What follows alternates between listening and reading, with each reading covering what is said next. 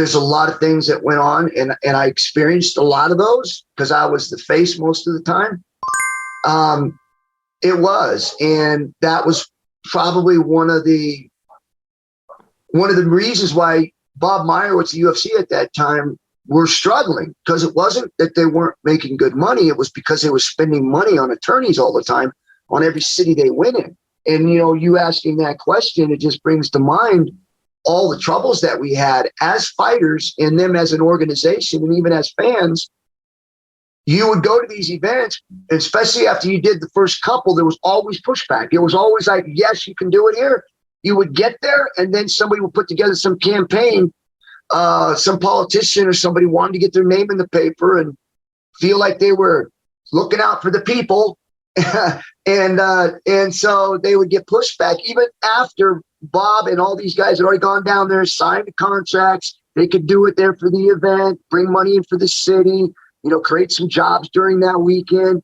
And everything would go. And then when you get there, they got this picketing and people talking, politicians talking about how brutal and violent it is. And them guys have never been in a fight ring themselves at all, don't understand what even going on. And so, there were times when we were pushed out, and we flew overnight one time from a location to another location because they wouldn't let them find if somebody had actually gotten through and blocked them. And so they had to load everything up in a plane the day before, go to another city, which I believe was Dothan, Alabama, to do the event the next day. And they had to offer the show for free for everybody there that was in Dothan. And of course, it was huge. But yeah, that question was legitimate because it really truly was a hard thing for us to think about because, if they shut the show down, we don't get paid.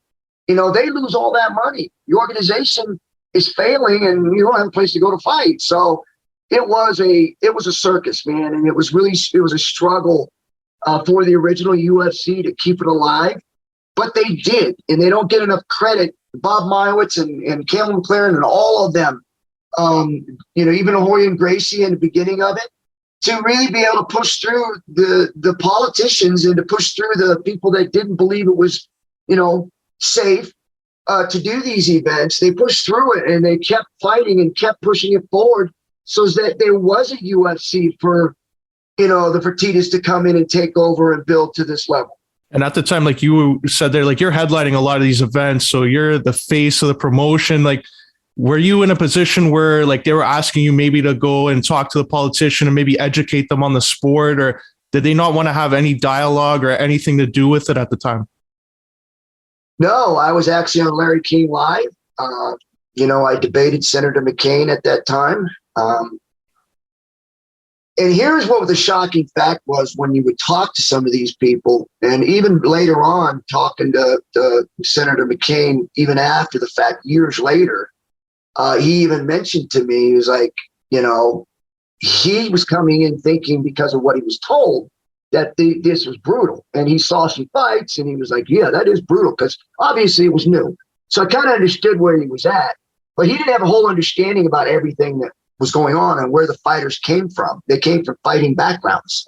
And so I think that he even said he had an understanding of something that he wasn't used to looking at, and it didn't look safe, even though after he found out later on the skill sets and the training and all that. But, on the show on Larry King Live, he literally stepped into a hole by saying, somebody's going to get killed. Well, it wasn't probably a month or two before I had gone on TV to do this show that a boxer literally died from punching, not in the ring, but later on when he went to the hospital from being hit in the head. And so when he said that, I told him, I said, you mean like that boxer that just died? And of course, not to say is that, fighting's not, safe, obviously. It's fighting, right? And it's combat, just like NFL, just like hockey, just like baseball. There's always going to be risks at everything. But you know what you're getting into and you train to do it. So being on this show and being able to be the face of the organization, being able to defend the organization, and having the experience in there to understand what was going on in there and be able to articulate that to the fans, to the media, to the press, so that they all understood that this is just not guys going in there with absolutely no backgrounds at all and just beating each other up. It's literally a trained skill set to go in and be able to do this.